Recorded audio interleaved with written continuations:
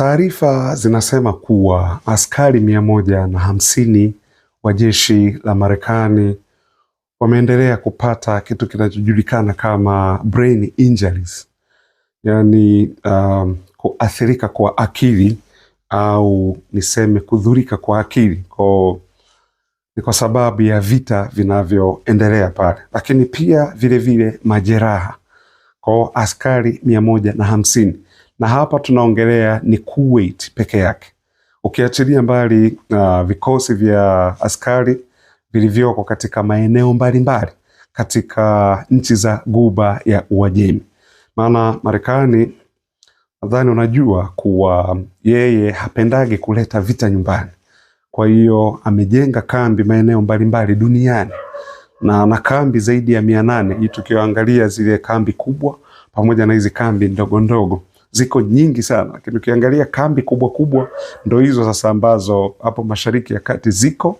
Lakini hapo Mashariki ya Kati anachokifanya huyu Marekani, basi sema tumewekeana mikataba ya ulinzi, sijui anawalinda dhidi ya nani, sijui dhidi ya hatari ipi, lakini ukumbuke amefaulu kuwaaminisha kuwa adui yenu mkubwa ni Iran. Kwa ndio maana na wao Waarabu, kama mnakumbuka, walikuwa wanamlaumu sana Iran kwa haya yanayoendelea. Hawamlaumu Marekani kwa uchokozi wa kwenda kuishambulia Tehran. No, hawakuwahi hata kuongea hata siku moja, ila lawama zote wanazitupa kwa Iran. Lakini hii ni kwa sababu gani? Kwa sababu ni vibaraka. Ukiachilia mbali vibaraka, lakini kuna mikataba ambayo Marekani ameingia nao. Kwa wakimkosoa bosi wao, ni nini kinachofuata? Wanakijua kinachofuata, utawekewa vikwazo, utawekewa nini. Kwa hiyo inabidi tu waangalau watoe tamko, lakini ukweli wanaujua kuwa Marekani kuwepo hapa ndiko kunakotusababishia sisi disaster tunazokabiliana nazo ama tunazokutana nazo, majanga tunayokabiliana nayo. Wanajua, they really know kuwa Marekani ndio tatizo kubwa hapa na sio hawa watu ambao tunaambiwa kuwa ndio tatizo, yani wale Waarabu. Kwa hiyo hayo yamekaa katika namna hiyo. Sasa kumekuwa na kuondoa vikosi ambavyo ni vikosi vya askari wa jeshi hili la Marekani, hiyo Mashariki ya Kati. Nilikuambia kuhusu kambi hii ya Sheikh Issa Air Base iliyoko pale Bahrain. Nilikuambia pia kuhusiana na kambi ya inajulikana kama US Fifth Fleet ambayo iko pale Bahrain. Yenyewe ni jeshi la maji hasa hizi, ili hawa ni wana Navy sili ambao wao kazi yao walikuwa wanasema wako pale kwa ajili ya kulinda hatari zinazotokea kwenye bahari ya Uarabuni. Lakini kuna maji haya ya Ghuba ya Uajemi pamoja na bahari Nyekundu.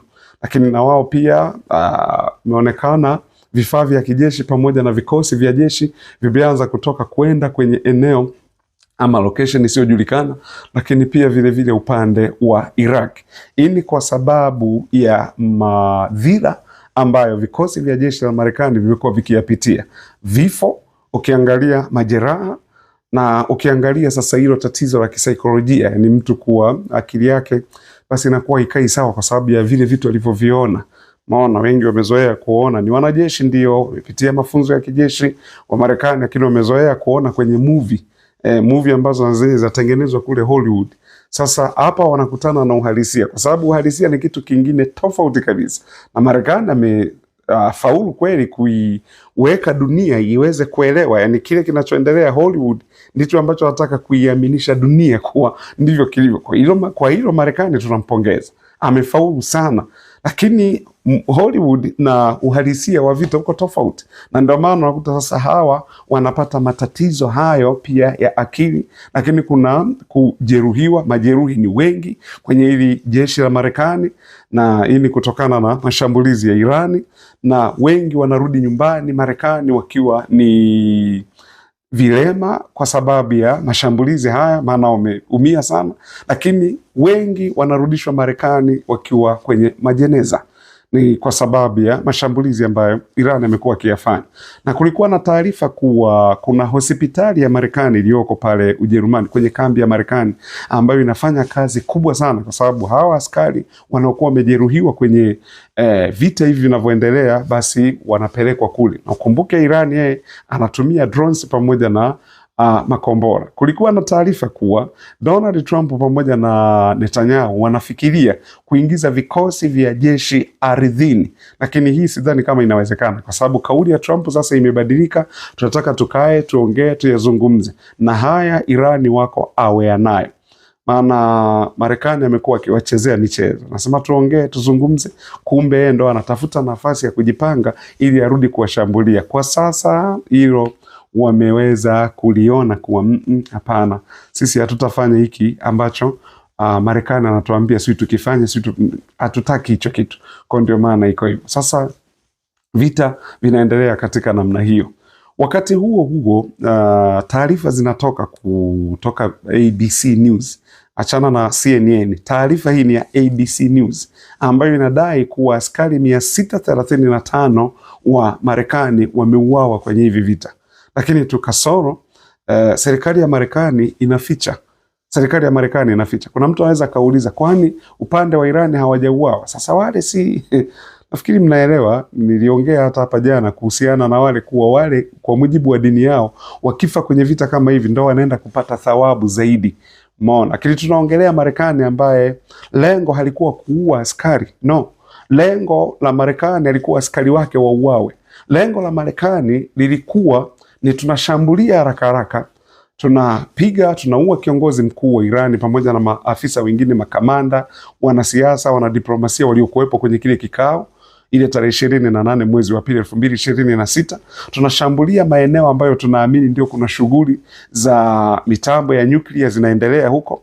Alafu baada ya hapo tunaondoka, tunaacha taifa likiwa linaanguka lenyewe huko. Maana ndio playbook ambayo Marekani wamekuwa wakiitumia muda mrefu, lakini pasina kujua kuwa Irani walikuwa wameusoma mchezo wa Marekani, na wao wakaamua okay, watafanyaje? Huyu tutahamisha malengo, na malengo hayajatimia. Mwisho wa siku malengo yakahamia mlango bahari wa Hormuz. Sio tena kuondoa utawala wa Kiislamu pale Irani, sio tena kuzuia programu ya nyuklia, sio tena kuzuia makombora ya masafa marefu.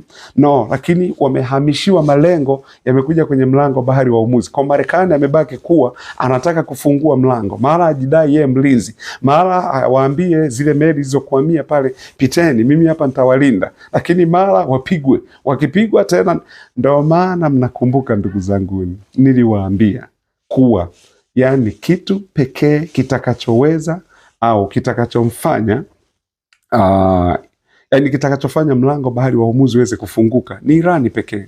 Sio hizo operation ambazo wazita operation za kijeshi, sisi tutashambulia, sisi tutafanya hivi na hivi. Yani haiwezekani. Hata NATO wenyewe wangeingia kutaka kufungua ule mlango, ni kitu ambacho hakiwezekani.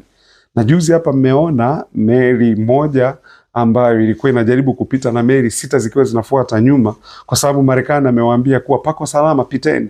Ni ruti ambayo haikuwa approved na Irani na Jeshi la Mapinduzi ya Kiislamu. Unaona ile meli lilipuka, jambo lililopelekea zile meli zingine ziweze kurudi nyuma. Hii yote ni kwa sababu Donald Trump aliwahakikishia kuwa hii ruti iko salama, sasa hivi nyinyi mnaweza mkapita, lakini haikuwa hivyo na haikwenda katika namna hiyo. Kwa hiyo ndio maana ninawaambia tena na tena, mtu pekee wa kuweza kufungua mlango bahari wa Hormuz ni aliyeufunga, kwa sababu yeye ndo anajua amefunga na makufuli ya namna gani. Yeye ndo anaelewa pia, akikwambia pita mahali fulani, sio kwa meli hazipiti, lakini ni zile zinazokubaliana na masharti yaliyowekwa na Iran zinapita. Kwa hiyo ndio maana hivyo. Sasa leo Marekani askari wake wanapitia hali ngumu. Askari wa Marekani leo wanapitia hicho wanachokipitia. Hii yote ni kwa sababu tu ya ubishi wa Donald Trump.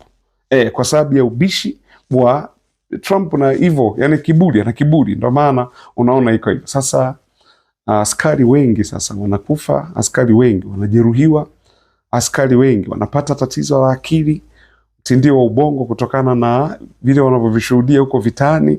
Unajua, ukiona damu ya mtu inamwagika na hivi, na ukiona mambo vile yalivyo, akili haiwezi kukaa sawa. Kwa ndicho hiki pia ambacho wanakipitia askari wa Marekani.